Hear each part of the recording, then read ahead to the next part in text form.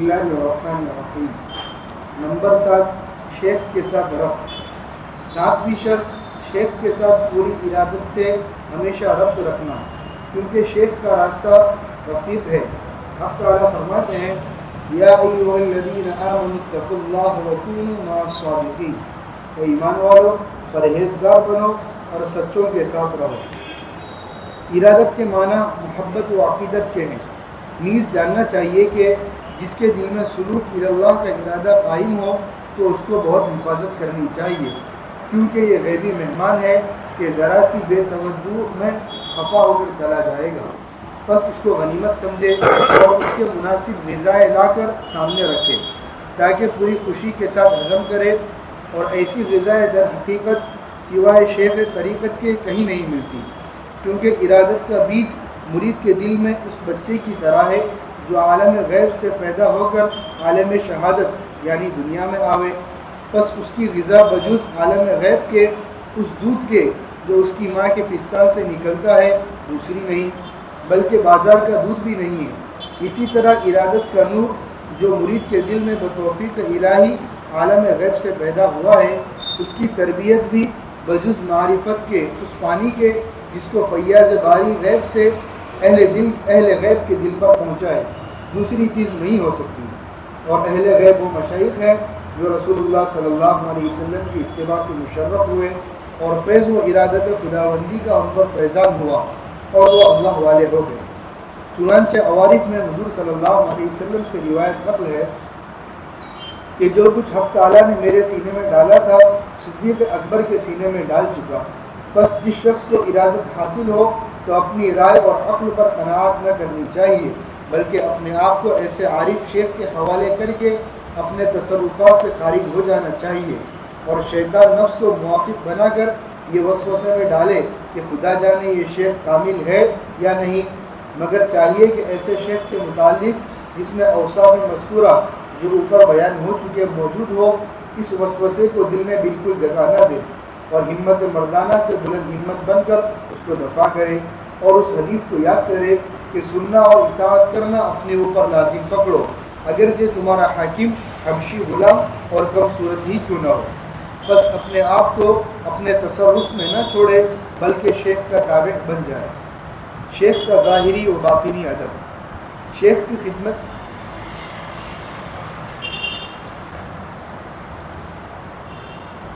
الحمدللہ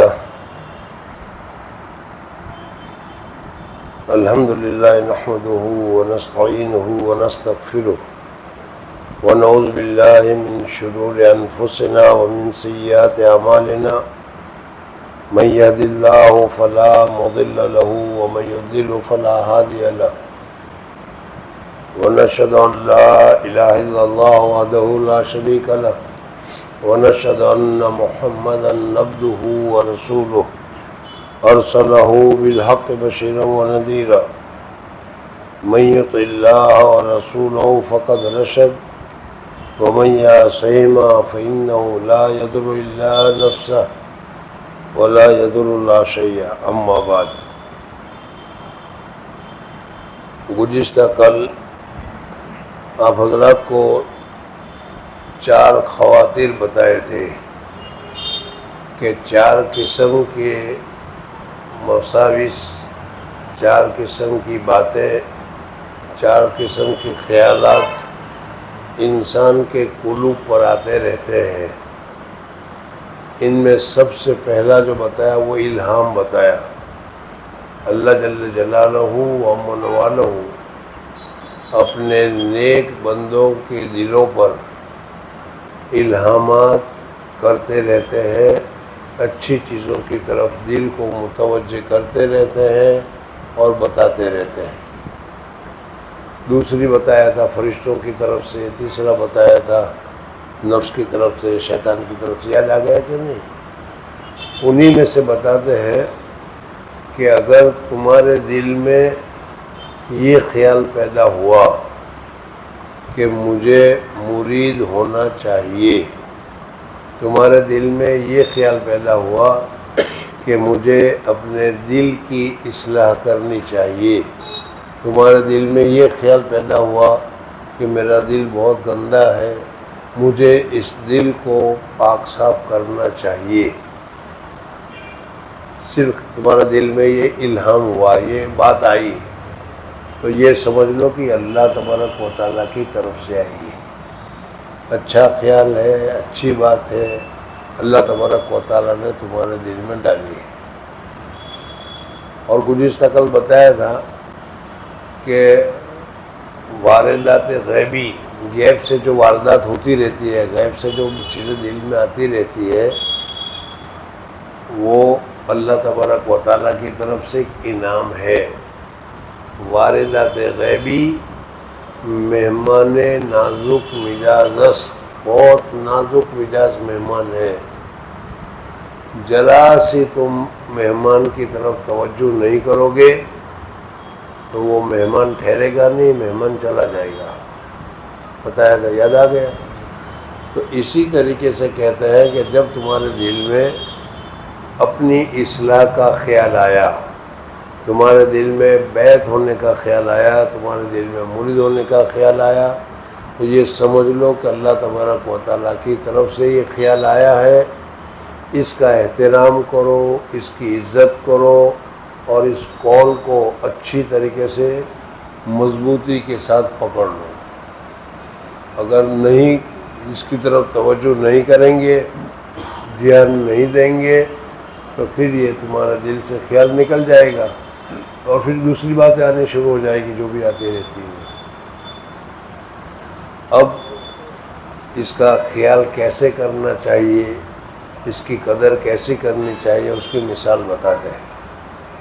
چھوٹا بچہ اللہ جل جلالہ و من والوں کی طرف سے تمہارے یہاں پیدا ہوا، عالم غیب سے عالم وجود میں آیا.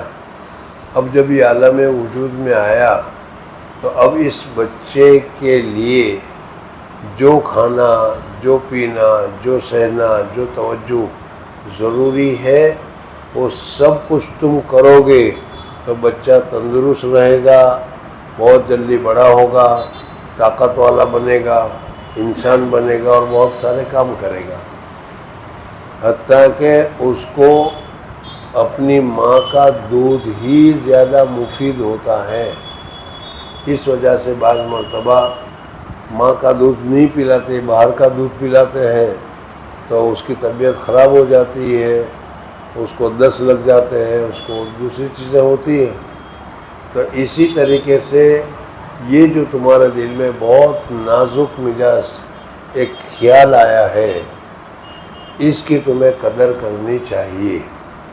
اور اس کی قدر یہ ہے کہ اب تم تلاش کرو کہ دنیا میں کون ایسا ہے جو میری رہنمائی کرے، میری شفا کا، میری دل کی بیماریوں کا علاج کرے. جیسے بیمار ہو گیا آدمی، میں نے مثال تم کو اس سے پہلے بتائی تھی کہ اگر کسی کا قلب کا عارضہ ہو جائے، ہارٹ اٹیک ہو جائے،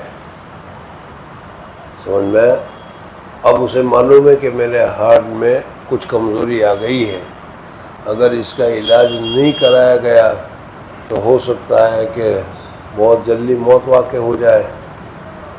تب اس وقت وہ ڈاکٹروں کی تلاش میں نکلے گا. اب شہر میں بہت سارے بورڈنگ لگے ہوئے ہوں، ہر اسپیشلسٹ فلانا ڈاکٹر، فلانا ڈاکٹر، فلانا ڈاکٹر، فلانا ڈاکٹر.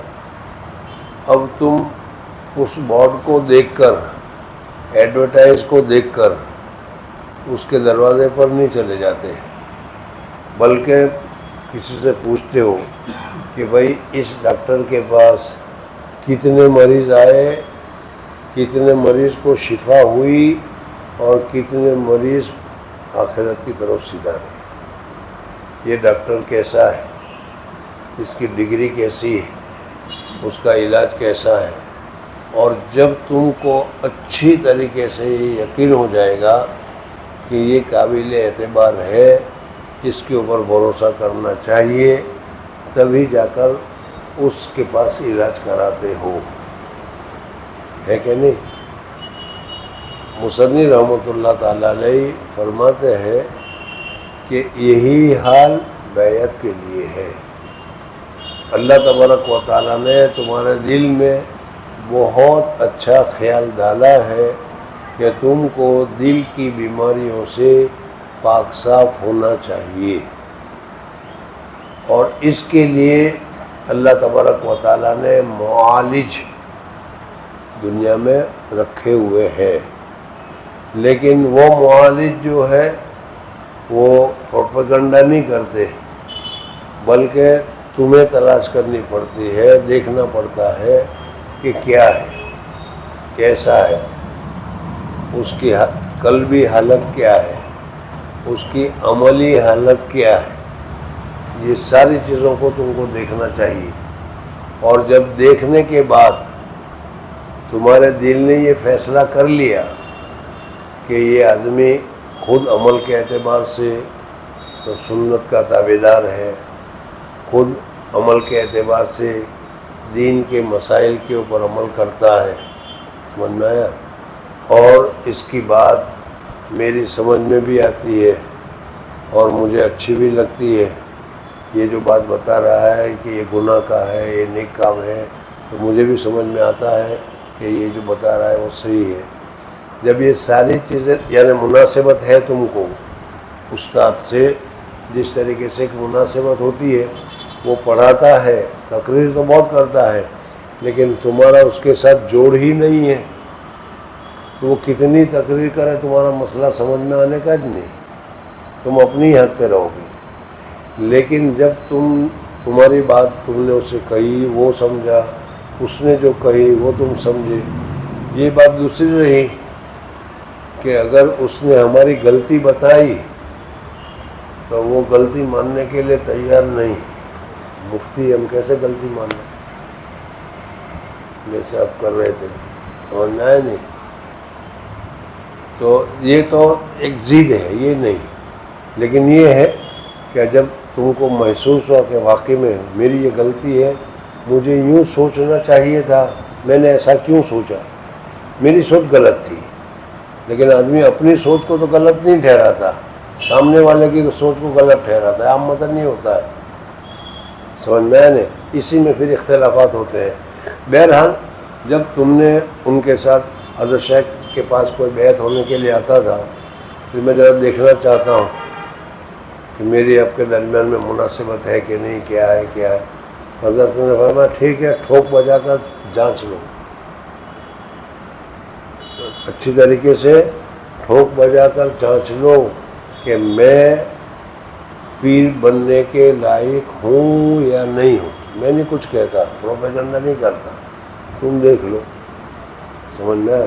اب تمہیں یہ لگے کہ یہ جو مجھے بتا رہے ہیں وہ صحیح بتا رہے ہیں، تمہیں یہ لگے کہ یہ دنیا دار نہیں ہے، دیندار ہے، تمہیں یہ لگے کہ یہ سنت کا جاننے والے ہیں، خود ہی سنت پر عمل کرتے ہیں، دوسروں کو بھی سنت پر عمل کراتے ہیں، یہ ساری چیزیں جب تم نے یہ دیکھ لیا تو اب پھر اس کا دامن تھام لو۔ اب یہ مت سوچو کہ ان کے پاس تو کوئی کرامت ہے نہیں، اور فلانا جو ہے اس کے پاس تو یہ کرامت ہے، وہ کرامت ہے، وہ کرامت ہے، وہ کرامت ہے۔ دل کی بات کو جان لیتا ہے، دل کے بھیدوں کو پتہ چل جاتا ہے، ہم نہ بتائے تو بھی اسے پتہ چل جاتا ہے، سمجھ میں آئے؟ اب اس قسم کے چکر میں پڑنے کی ضرورت نہیں ہے۔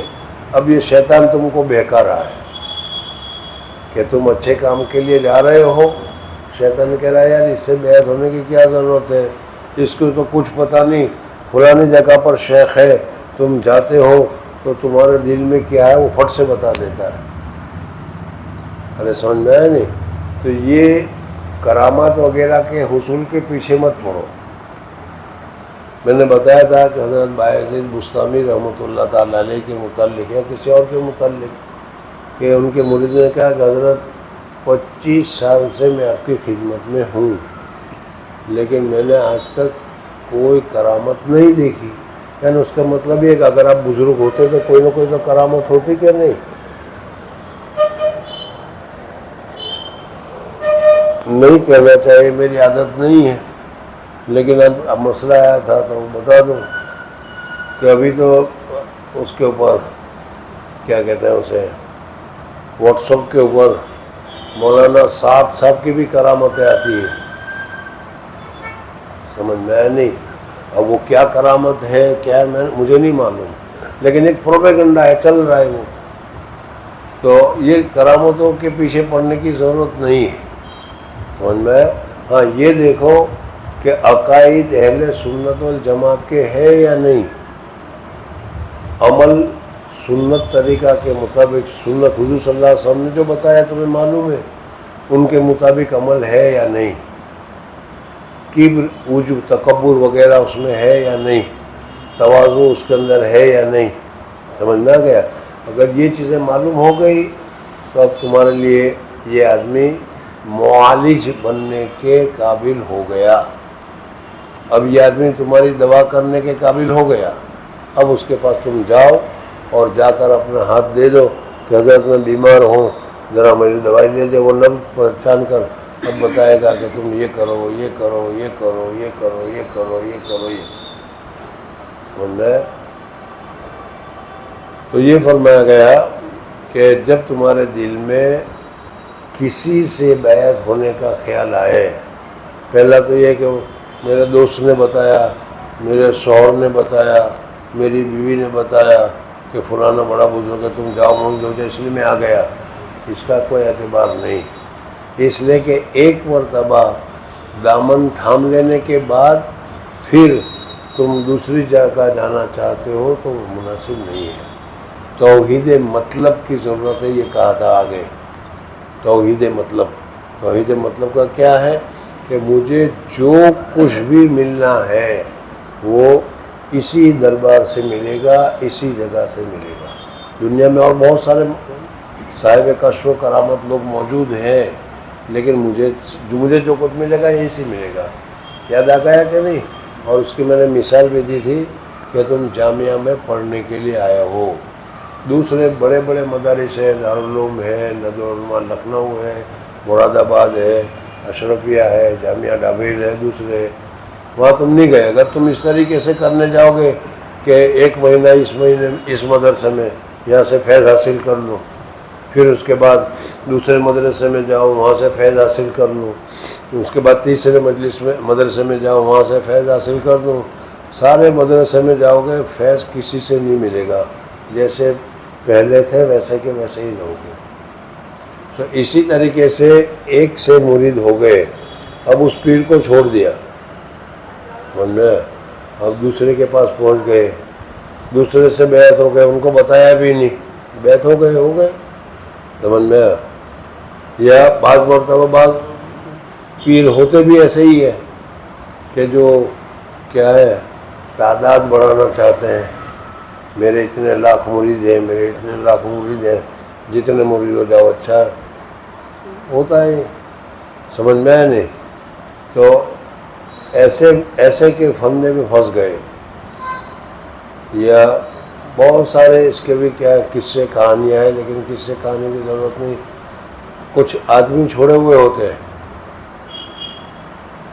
سمجھ میں نا، جس کو تم کہتے ہیں پیر نمی پرن مرید امی پرانن. پیر نہیں اڑتے، مرید اڑانے، ہمارا شیخ تو ایسا ہے ایسا.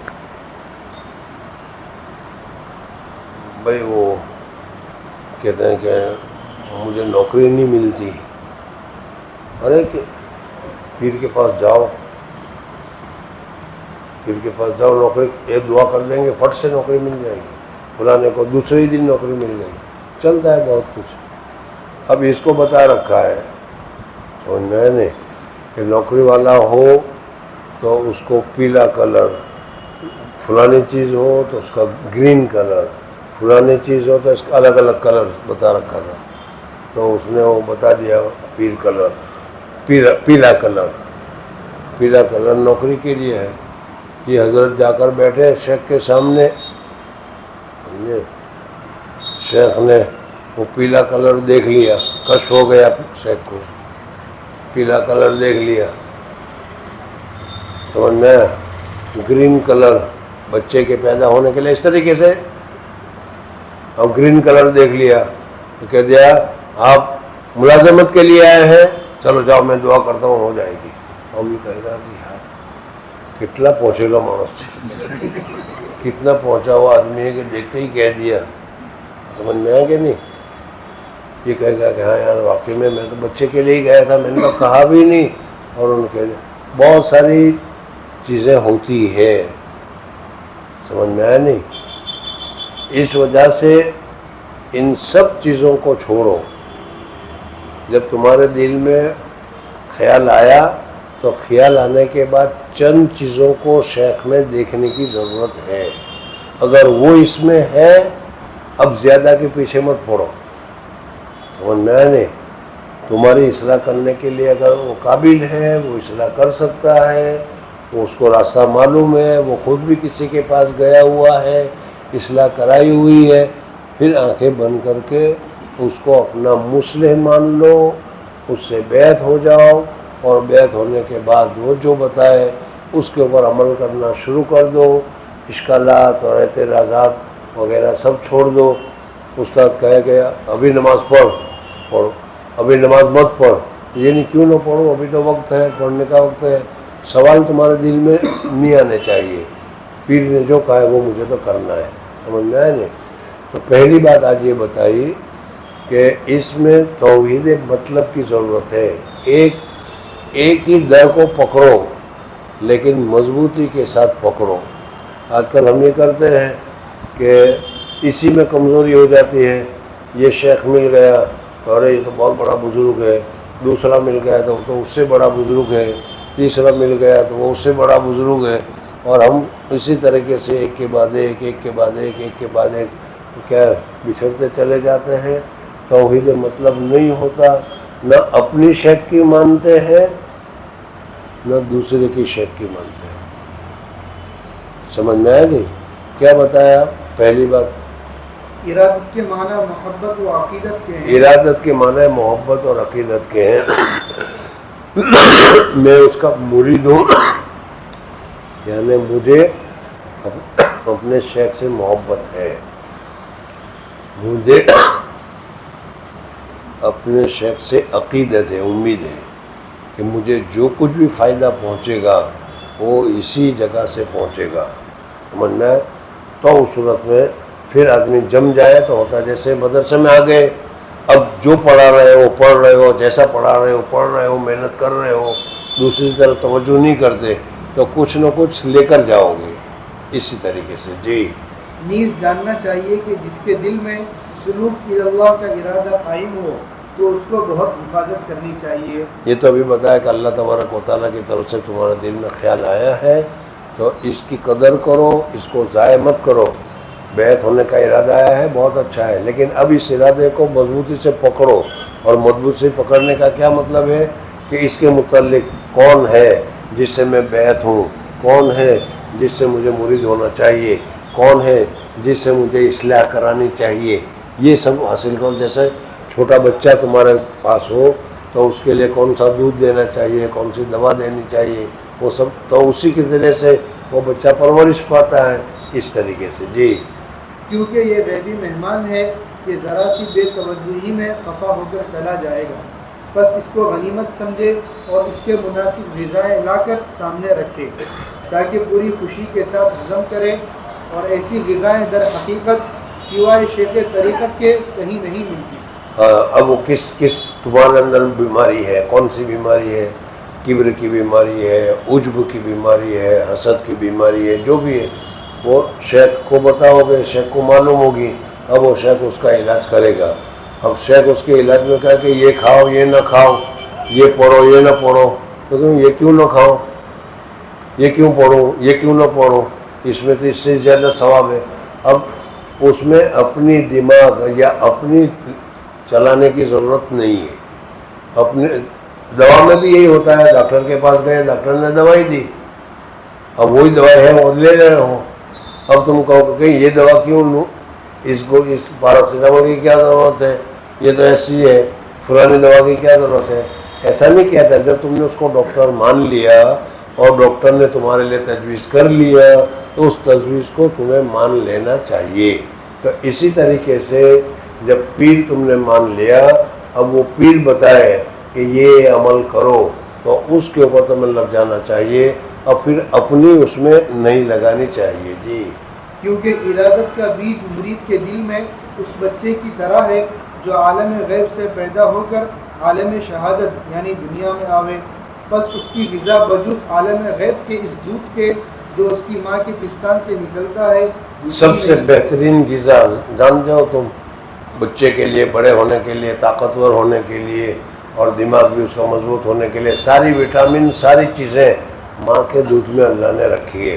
اس لیے جو بچہ ماں کا دودھ پی کر 2 سال تک ماں کا دودھ پی کر بڑا ہوتا ہے، آگے چل کر اس کا دماغ، اس کا جسم، اس کا بدن سب کا سب تندرست رہتا ہے. جی اسی طرح ارادت کا نور جو مرید اسی طریقے سے ارادت کا نور جو مرید میں آیا ہے اس کو اسی طریقے سے پیر تلاش کر کے، پیر کے ساتھ تعلق کر کے، پیر کے بتائے ہوئے باتوں پر عمل کر کے چلنا چاہیے. جی ارادت کا نور جو مرید کے دل میں بتوفیق الہی عالم غیب سے پیدا ہوا ہے، اس کی تربیت بھی بجز معرفت کے اس پانی کے جس کو فیاض باری غیب سے اہل غیب کے دل پر پہنچا ہے دوسری چیز نہیں ہو سکتی.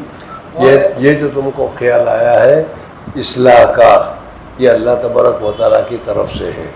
جب اللہ تبارک و تعالیٰ کی طرف سے ہے تو اللہ نور ہے.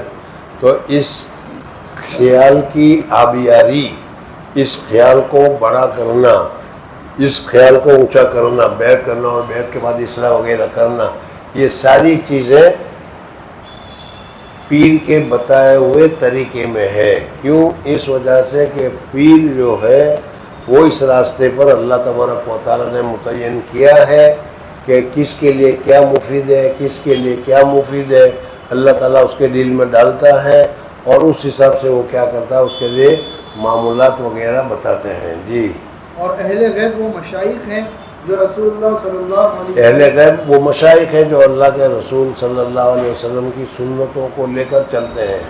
میں نے ابھی بتایا کہ دیکھو ہر جگہ پر ہر چیز میں کوئی چیز ایسی نہیں ہے کہ جس میں بناوٹ نہ ہو.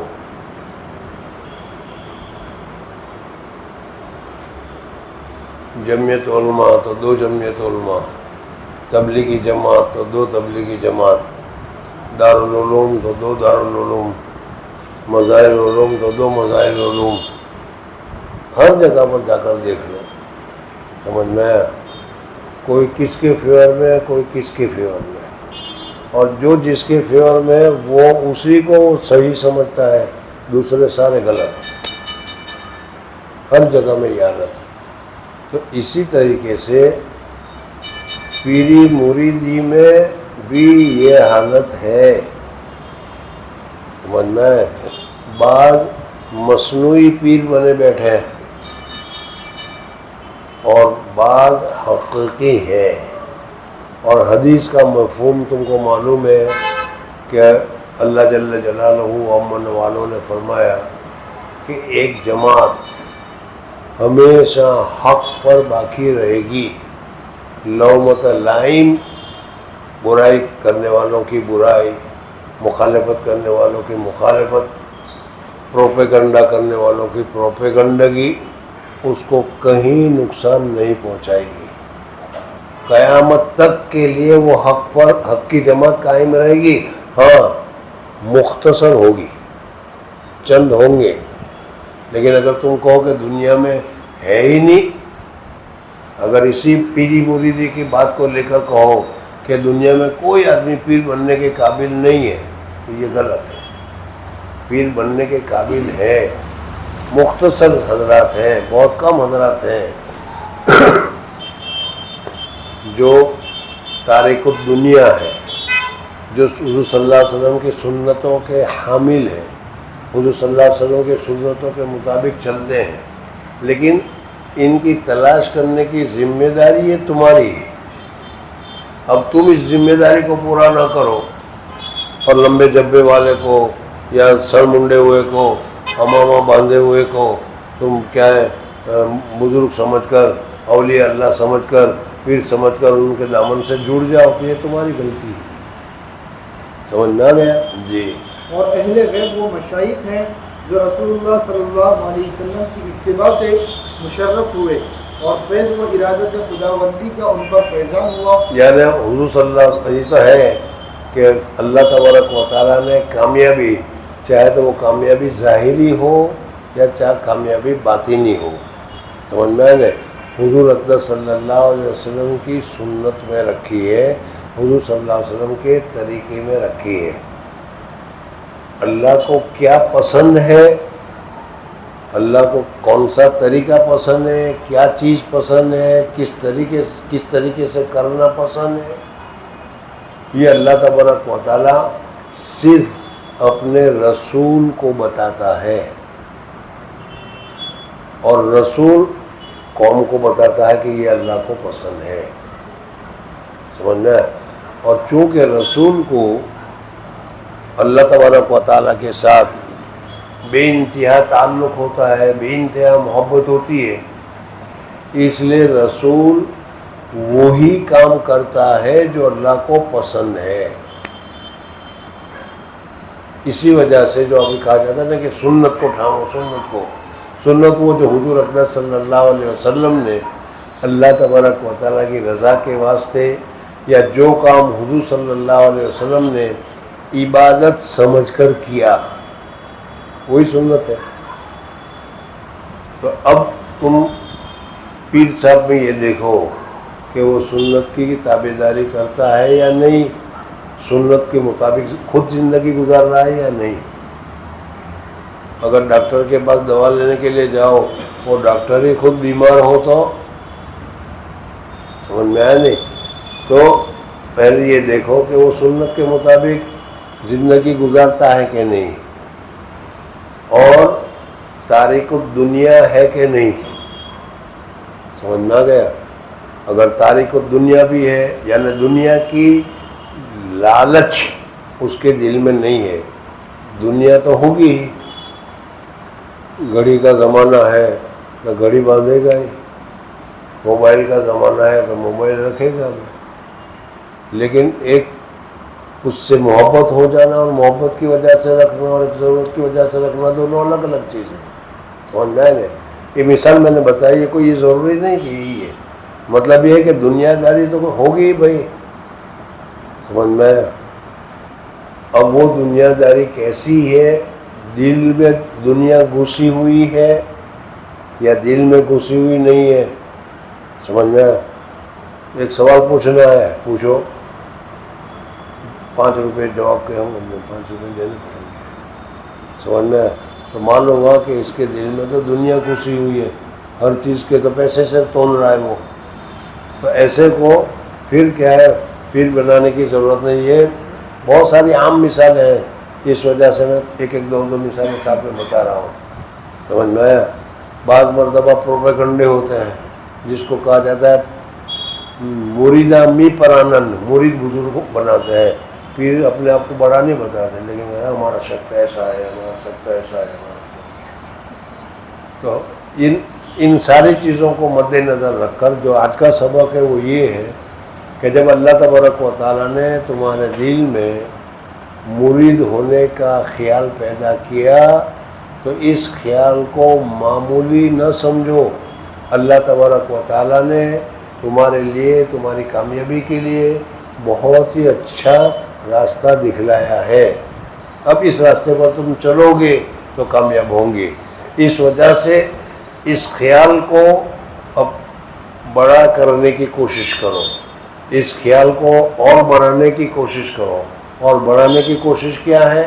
تلاش کرو کہ ایسا آدمی کون ہے ہمارے علاقے میں، ہمارے ملک میں، ہماری جگہ میں، ہمارے گاؤں میں، ہمارے محلے میں، کہ جن سے ہم اس قسم کا فائدہ اٹھا سکیں. اور اس میں یہ چیزیں دیکھو جیسا میں نے ابھی بتایا، سمجھ میں. تو پھر اس صورت میں اس کے ہاتھ میں ہاتھ دے دو اور جو بتا رہا ہے اس کے اوپر آنکھیں بند کر کے، یعنی اعتماد کر کے، بھروسہ کر کے معمولات کی پابندی کرنا شروع کر دو. آج نہیں تو کل اللہ تبارک و تعالیٰ کی طرف سے تم کو کامیابی ملے گی. بس جس شخص کو ارادت حاصل ہو تو اپنی رائے اور عقل پر قناعت نہ کرنی چاہیے، بلکہ اپنے آپ کو ایسے عارف شیخ کے حوالے کر کے اپنے تصرفات سے خارج ہو جانا چاہیے۔ اب یہ کہیں کہ بھائی بیعت ہونے کی ضرورت کیا ہے؟ گناہ سے بچنا ہے، چلو میں آج سے گناہ سے بچتا ہوں۔ جھوٹ سے بچنا ہے، چلو میں آج جھوٹ سے بچتا ہوں۔ تکبر سے بچنا ہے، میں خود کر لیتا ہوں۔ سمجھ میں نہیں؟ ڈاکٹر نے بتا دیا کہ یہ دوائی فلانی بیماری کی، یہ دوائی فلانی بیماری کی، یہ دوائی فلانی بیماری کی، لیکن آدمی بیمار ہوتا ہے تو اس کے مطابق عمل نہیں کرتا۔ ہو سکتا ہے کہ وہ اس میں یہ نقصان دہ ہو جائے۔ تو اسی طریقے سے یہ پیر جو ہے اس کو متعلق جب تمہیں یقین ہو گیا کہ یہ صحیح راستہ بتانے والا ہے، ایک بات، اس وقت کے بڑے حضرات مانے پیسے والے نہیں، بڑے حضرات مانے اہل علم، بزرگی والے، جس کو لوگ اچھا سمجھتے ہیں، وہ ان لوگوں کی رائے اس شخص کے متعلق کیا ہے وہ بھی دیکھ لو۔ اگر ان سب کی رائے ایک اچھا آدمی ہے، نیک آدمی ہے، واقعی میں یہ ہے، سمجھ میں، یعنی دوسرے اچھے حضرات اہل علم بزرگان دین ان کو اچھا سمجھتے ہو تو سمجھ لو کہ وہ اچھا آدمی ہے۔ اب تمہیں اس کے ہاتھ پر بیعت ہوں گے تو یہ بیعت ہونا جائز اور درست ہے، تمہیں فائدہ ہوگا اور اس فائدے پر عمل کرنا پڑے گا۔ جی۔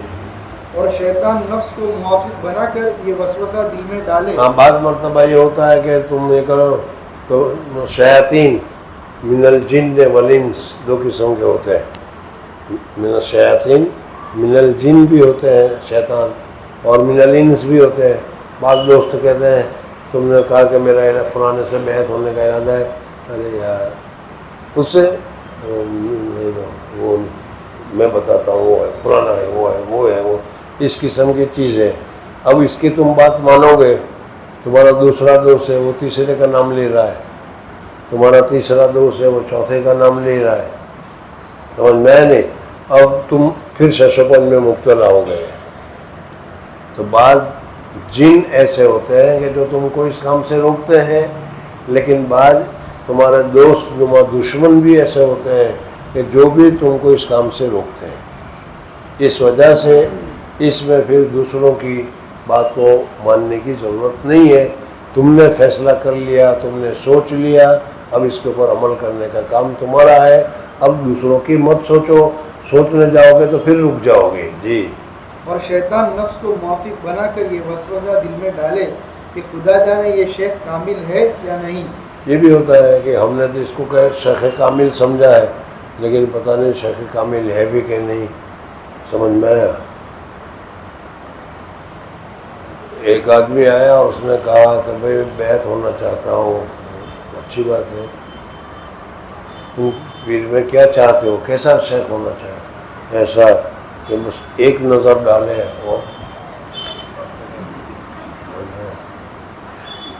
اب یہ بات تو بہت اونچی ہے، ہو سکتے ہیں حضرت خواجہ باقی باللہ وغیرہ کے بہت سارے واقعات ہیں، وہ واقعات مجھے نہیں بتانے، لیکن ہوتا ہے ایسا بھی، لیکن وہ نوادرات میں سے ہے۔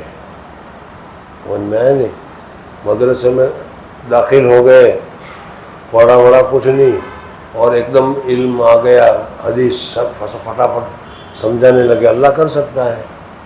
نہیں کر سکتا۔ چلو شادی کی اور کیا ہے ایک ہی دن میں علوق ہو گیا، کر سکتا ہے کہ نہیں اللہ تعالیٰ؟ کسی کو سالوں تک نہیں ہوتا، بہت ساری چیزیں ہو سکتی ہیں وہ۔ تو اسی طریقے سے اگر اس راستے میں اگر تم دیکھو گے تو فٹافٹ ہو جائے، اس کے پیچھے مت پڑو، بلکہ یہ دیکھو کہ ان کی تعلیمات دین کے برابر ہے یا نہیں، ان کی تعلیمات پیسے کے لیے دنیا داری کی ہے یا دنیا داروں کی چھوڑنے کی ہے، سمجھ میں نہیں؟ یہ چیزیں دیکھو، اور جب یہ چیزیں تمہیں معلوم ہو گئی تو پھر اس کی بات کو مان لو۔ اب نفس کی، دوستوں کی، ساتھیوں کی باتوں کو ماننے کی ضرورت نہیں ہے، وہ چاہے منع کرتے رہیں۔ جی۔ مگر چاہیے کہ ایسے شیخ کے متعلق جس میں اوصاف مذکورہ جو اوپر بیان ہو چکے موجود ہوں، اس وسوسے کو دل میں بالکل جگہ نہ دے اور ہمت مردانہ سے بلند ہمت بن کر اس کو دفع کرے اور اس حدیث کو یاد کرے کہ سننا اور اطاعت کرنا اپنے اوپر لازم پکڑو اگرچہ قرآن پاک میں اللہ تعالیٰ حضور صلی اللہ علیہ وسلم نے فرمایا کہ اگر تمہارا کوئی امیر کالا ہی کیوں نہ ہو، تمہارا امیر تم سے گھٹیا ہی کیوں نہ ہو، تمہارا امیر تم سے بہت ہی چھوٹے درجے کا بھی کیوں نہ ہو، لیکن اگر وہ امیر بن گیا ہے یا تمہارا وہ امیر ہے تو اس امیر کی باتوں کو مانو اور امیر کے کہنے کے مطابق کام کرو تو تمہارے لیے فائدہ ہوگا۔ دیکھو حضور صلی اللہ علیہ وسلم نے فرمایا ہے جی۔ بس اپنے آپ کو اپنے تصرف میں نہ چھوڑے بلکہ شیخ کا تابع بن جائے۔ ہاں، یعنی اب اپنے متعلق خود ڈیسیزن نہ لے، بلکہ اب تم کو ایک رہبر مل گیا ہے، اس وجہ سے اب پیر سے رہبری لے، ڈیسیزن لے، راستہ پوچھے اور وہ جو بتایا اس کے اوپر عمل کرے۔ بلکہ تم نے کتابوں میں پڑھو گے جیسا کہ مردہ بدست زندہ، کتابوں میں پڑھو گے مرید ہونے کے بعد تمہیں مردے کی طرح ہو جانا چاہیے، جیسے مردہ زندوں کے ہاتھ میں ہوتا ہے۔ غسل دینے کے وقت میں مردہ بدن مردہ ہے لیکن وہ خود نہیں اٹھ سکتا، ہاں تم اگر اٹھاؤ گے، تم اس کو پلٹو گے، تم ایسا کرو گے تو وہ کرے گا۔ تو اسی طریقے سے تم ہے تو زندہ لیکن تم مردے کی طرح ہو جاؤ۔ پیر جو کہے، پیر جیسے رکھے، پیر جیسے بتائے، پیر جیسے کام کرنے کو کہے بس وہی کرتے رہو۔ پیر کسی کام کو کرنے کو چھوڑنے کو کہے چھوڑ دو، سمجھ میں نا۔ اب اس میں اپنی انا اور اپنا مطلب اس میں نہ لگاؤ، یہ مطلب ہے جی۔ شیخ کا ظاہری و باطنی ادب۔ شیخ کی خدمت میں ہمیشہ باوضو رہنا چاہیے۔ شیخ کا ظاہری ادب تو یہ ہے کہ اس کے ساتھ مناظرہ نہ کرے اور جو کچھ اس سے سنے اگر یقیناً جانتا ہو کہ غلط ہے تب بھی اس کے ساتھ حجت نہ کرے، کیونکہ شیخ کی نظر مرید کی نظر سے اور شیخ کا علم مرید کے علم سے بہرحال بڑھا ہوا ہے اور کامل ہے۔ مصنف فرماتے ہیں کہ دیکھو شیخ، ابھی تو بتایا کہ جب تم نے شیخ بنا لیا تو شیخ جو کہے اس کے اوپر عمل کرو۔ شیخ کہے چھٹی میں گھر مت جاؤ، میرے پاس رہو، اب اس وقت کہتا ہے حضرت یہ فائدہ ہے، یہ فائدہ ہے، یہ فائدہ ہے، یہ فائدہ ہے، سمجھا نہیں۔ بہرحال یہ تو ایک مثال دی، مطلب یہ ہے کہ جب وہ تمہارے فائدے کے لیے کوئی عمل بتاتا ہے، کوئی پڑھنے کو بتاتا ہے، کوئی کام کرنے کو بتاتا ہے تو پھر تمہیں اس کے اوپر عمل کرنا چاہیے، بہانہ کر کے اس کو چھوڑنا نہیں چاہیے جی۔ نمبر 2، اگر بادشاہ کسی غلام کو خدمت کے لیے رکھ لے تو اس کا احسان ہے۔ اسی طرح اگر شیخ کسی دوسری بات یہ بتا رہے ہیں کہ دیکھو منت منع فارسی میں ہے، منت منع کہ خدمت سلطان ہمیں کنی، احسان مت جتاؤ کہ بادشاہ کا تم کام کر رہے ہو، بادشاہ کو میں کام کرتا ہوں، میں نہیں ہوتا تو تمہارا کام یہ کون کرتا ہے نا، بلکہ منت و شناس، بادشاہ کا احسان سمجھو کہ تمہارے اتنے گھٹیا ہونے کے باوجود بادشاہ نے اپنی خدمت میں تم کو رکھ رکھا ہے۔ بادشاہ کو خادم کی ضرورت نہیں ہے، ہاں تمہیں مخدوم کی ضرورت ہے، سمجھ میں۔ اس وجہ سے پیر صاحب پر احسان مت جتاؤ کہ میں اتنا معمولات کی پابندی کر رہا ہوں اور یہ کر رہا ہوں اور یہ کر رہا ہوں اور یہ کر رہا ہوں، یہ کر رہا ہوں۔ بات چیت اولا تو بات چیت میں زیادہ نہیں کرنا چاہے، پہلے ہی بتا دیا تھا کہ مریدے کہ چونو چیرا می کنن و سالی کے کہ چونو چیرا نمی کنن، یاد آیا؟ مرید جو کہ بہت کیوں بہت کرتا ہے، اور سالک یہ اللہ کے راستے میں چلنے والا وہ چونو چیرا کرتا ہے۔ تو کہتا ہے کہ اگر سالک چونو چیرا کرتا ہے، کیوں میں کیوں کروں، تہجد کیوں پڑھوں، چاش کیوں پڑھوں، وہ تو میرا کھانے کا وقت ہے، سمجھ میں آیا نہیں، یا وہ بھی میں کیوں پڑھوں، وہ تو میرے تعلیم کا وقت ہے، سمجھ میں آیا نہیں۔ تو ایسے سالک کو جنگل بھیج دینا چاہیے، یہ حاصل نہیں کرے گا۔ اور جو طالب علم پڑھ رہا ہے، استاد نے بتایا کہ تہجد کی 8 رکعت ہے، تراویح کی 20 رکعت ہے، اس نے مرید کی طرح سن لیا، یا تم لوگوں کی طرح طالب علموں کی طرح اس نے سن لیا، کچھ نہیں پوچھتا کیوں بھائی 20 رکعت کیوں ہے، 8 رکعت کیوں ہے، فلانی حدیث میں ایسا ہے، فلانی کتاب میں ایسا ہے۔ تو طالب علم کا کام تو ایسا ہے کہ تحقیق کرنا ہے، اس لیے طالب علموں کو تو تحقیق کرنی چاہیے۔ تو طالب علم تو کچھ نہیں پوچھتا، جب کچھ نہیں پوچھتا تو اسے آئے گا کیا، سمجھ میں؟ اس وجہ سے جب تم مرید ہو گئے تو پیر جو کام کہے، جیسا کام کرنے کو کہے وہ آنکھ بند کر کے کرنا چاہیے۔ دوسرا نمبر کیا بتایا؟ اگر بادشاہ کسی غلام کو بادشاہ اگر کسی کو اپنی غلامی میں رکھ لیتا ہے تو بادشاہ کا احسان ماننا چاہیے، بادشاہ پر احسان نہیں ہے۔ تو اگر تم کسی پیر کے ہاتھ پر مرید ہوئے تو پیر کا احسان ماننا چاہیے کہ ہم لوگوں کو آپ نے جگہ دی، یہ نہیں کہ ہم نہ ہوتے تو آپ کو کون بھاؤ پوچھتا۔ مدرسے میں اگر ہم نہ ہوتے تو ان مدرسین کا بھاؤ کون پوچھتا؟ بعض لوگ یہ سوچتے ہیں، یہ غلط ہے، یہ شیطانی چکر ہے۔ جی اسی طرح اگر شیخ کسی مرید کو خدمت کا موقع دے تو یہ شیخ کا احسان سمجھے۔ نمبر 3، شیخ کے سامنے جا نماز پر نہ بیٹھے مگر بضرورت نماز کے لیے بیٹھ سکتا ہے، اور نماز یعنی شیخ کے سامنے تواضع کا اختیار کرے، اپنے آپ کو شیخ سے اچھا، اپنے آپ کو شیخ سے اونچا، اپنے آپ کو شیخ سے اچھا جس صورت میں بھی ہو یہ محسوس نہیں ہونا چاہیے، سمجھ میں آئے نہیں؟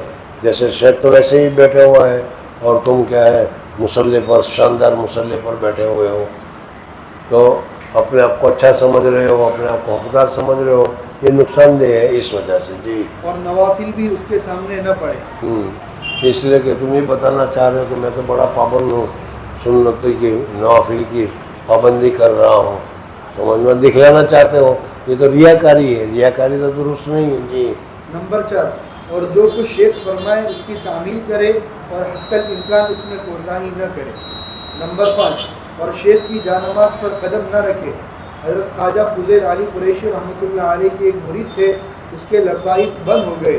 حضرت رحمۃ اللہ علیہ نے فرمایا، یعنی جس طریقے سے وہ پہلے عبادت، لطائف بند ہونے کا مطلب بتا رہا ہوں، لطائف بند ہونے کا مطلب یہ نہیں کہ کیا ہے کوئی نل آتا تھا وہ نل کا پانی بند ہو گیا، یا ہوا آتی تھی وہ ہوا بند ہو گئی، نہیں، بلکہ جس طریقے سے وہ پہلے ذوق اور شوق سے عبادت کرتے تھے وہ سارا ذوق اور شوق ختم ہو گیا۔ کیوں؟ اس لیے کہ انہوں نے مسند شیخ پر قدم رکھ دیا تھا۔ مسند شیخ کا احترام کرنا بہت زیادہ ضروری ہے۔ میں نے ایک مقولہ شروع میں بھی دورے والوں کو بتایا تھا، ویسے بھی بتایا کہ حضرت شیخ نور اللہ مرکزہ کو فرماتے تھے کہ جس زمانے میں میں تھا اس وقت حدیث کے پڑھانے والے اور بھی بہت سارے تھے، شیخ الہند رحمۃ اللہ علیہ دارالعلوم دیوبند میں، لیکن میرے والد مجھے کسی جگہ حدیث پڑھنے کی اجازت نہیں دیتے تھے، اور کہتے تھے کہ نہ، حدیث اگر تجھے پڑھنا ہے تو صرف 2 آدمی سے پڑھ سکتے ہو، مجھ سے پڑھ سکتے ہو اور تیرے شیخ مولانا خلیل احمد صاحب شانپوری اس سے پڑھ سکتے ہو، ان کے علاوہ چاہے کوئی بہت بڑا شیخ کیوں نہ ہو تجھے حدیث پڑھنے کی اجازت نہیں ہے۔ پابندی تھی، اور اس پابندی کی وجہ بھی تھی، فرماتے تھے کہ تو ہے بڑا بے ادب، تو ہے بڑا بے ادب، اگر کسی دوسرے سے پڑھنے کے متعلق میں نے تمہیں سپرد کر دیا اور تو نے ان کی بے ادبی کی، تو جس فن میں استاد کی بے ادبی ہوتی ہے آدمی اس فن سے محروم ہو جاتا ہے۔ سمجھ میں آیا نہیں؟ آج کل ہم لوگ یہ نہیں سمجھتے اسی وجہ سے استادوں کے اوپر وہ اعتراضات کرتے رہتے ہیں اور اس کو استادوں کو اپنے سے نیچا سمجھتے رہتے ہیں، استادوں کا احترام وغیرہ وہ نہیں کرتے رہتے ہیں، جس کی وجہ سے اس علم سے آدمی محروم ہوتا ہے، پڑھتا ہے بھول جاتا ہے، یاد ہی نہیں رہتا، کچھ بھی ہوتا، نعمتیں ختم ہو جاتی ہے۔ اس وجہ سے حضرت شیخ فرماتے تھے کہ میرے والد نے حدیث کا درس کسی دوسرے پڑھنے کی اجازت نہیں دی۔ میرے پاس تو اس وجہ سے کہ حضرت شیخ کے والد بہت مارتے تھے، میرے مار کے ڈر سے تو میرا احترام کرے گا، اور شیخ کا احترام تو شیخ کا ہے۔ حضرت شیخ پیر کا جو احترام فرماتے تھے اور ان کے جو واقعات بیان فرماتے تھے، اس سے ہمیں بہت ہی تعجب ہوتا ہے کہ کتنا بڑا احترام کرتے تھے۔ چلو پھر دوسرے مرتبہ سبحان اللہ و بحمدہ، سبحانک اللہم و بحمدک، نشہد ان لا الہ الا انت، نستغفرک۔